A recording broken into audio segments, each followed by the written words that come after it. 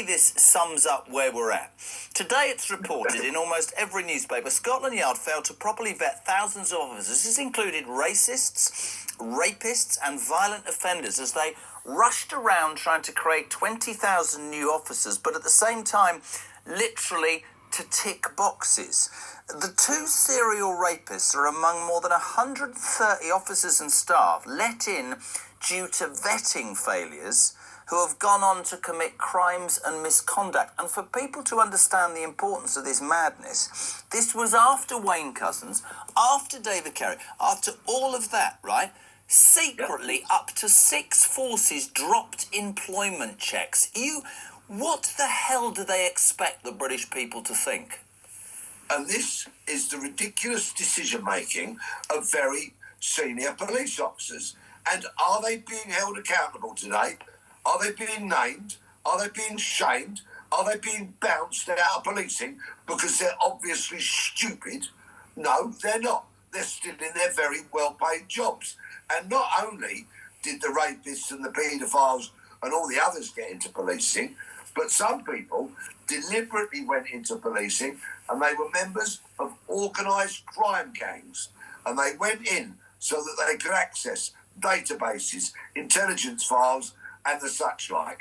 The public demand and expect police officers to be legit, to be straight. And this idiotic bunch of senior police officers let absolute vermin into their ranks. It's just extraordinary. So we've got this appalling story about, employment checks dropped, and we talk about the belief in the police. And there's that story. Is it Guildford, the chief constable in Birmingham? Isn't it Mark Guildford? I think Craig Guildford. Right, Craig Guildford. This is the man who blatantly lied about the impact of the Maccabi Tel Aviv Football Club's fans because he was trying to protect the Muslim community, presumably, who weren't happy about a Jewish-based Israeli team coming to play Aston Villa some months ago. He has lied and lied and lied, yet there's no chance, it seems, of him being sacked or looked at or dealt with any more than Samart Rowley. I just, as an ex-copper, and I know this really upsets you and affects you, it breaks your heart, I know this, doesn't it, my friend, when a lot of people are now saying, don't trust the police, think the police are rubbish, don't trust them. What's the point? Don't call, because they're not going to turn up. I can write an article and they'll arrest me with 6 armed officers, but you know what? If I'm being stabbed or I'm having my shop ransacked, nobody gives a toss anymore, so why should I respect them? These clowns that are senior police officers these days repeatedly fail upwards. They get things wrong, they get promoted. They get another thing wrong, they get promoted again. And look at those 4 who sat this week in front of that parliamentary committee. What a cabal of clowns. Yeah.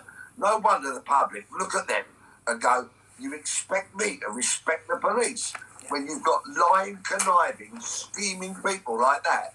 No chance. And just to pick you up on one thing, if I may, please, Craig Guildford didn't lie to protect Muslims. Craig Guildford lied because he was afraid of taking them on. Yeah. I mean, we saw the videos at the time saying that there was a Muslim video I remember us putting out on I think it was Drive Time, actually. We said, if you come to this city, we're going to do this, we're going to do that, we're going to do the other.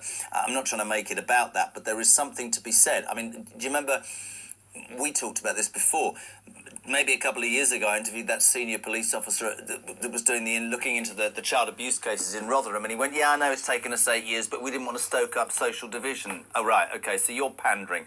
In my day, Pete, certainly in your days, watching the Sweeney and all that stuff, you felt the long arm of the law, you were scared of the law. The law had a meaning, and I just think it's part also, without getting too deep, of yet more fabric in this country breaking down, because for me that was the most important thing. It was always the most important thing. You could rely on a copper to come to your aid or at least see your side of the argument, but not anymore, mate.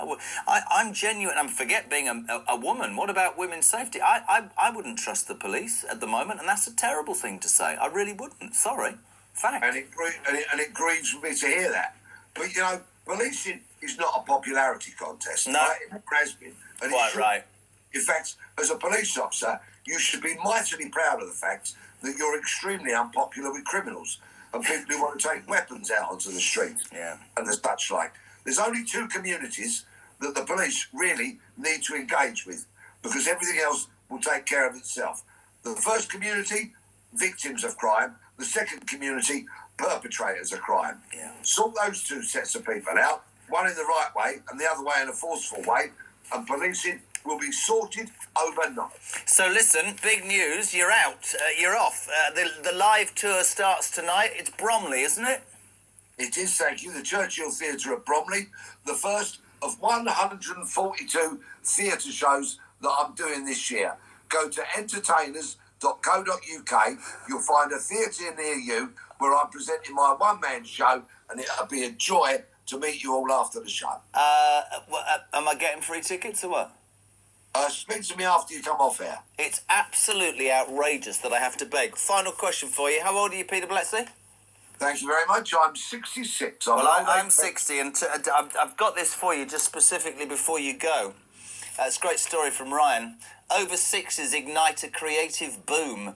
Brits in their 60s and 70s are ditching the armchair for art, craft and new skills. 2/3 say they're more creative now than when they were younger. From gardening to painting, creativity is boosting confidence and well-being. And experts say there's no expiry date on creativity, and the more you do, the longer you'll live, which means if you do 160 dates this year, you'll probably outlive me.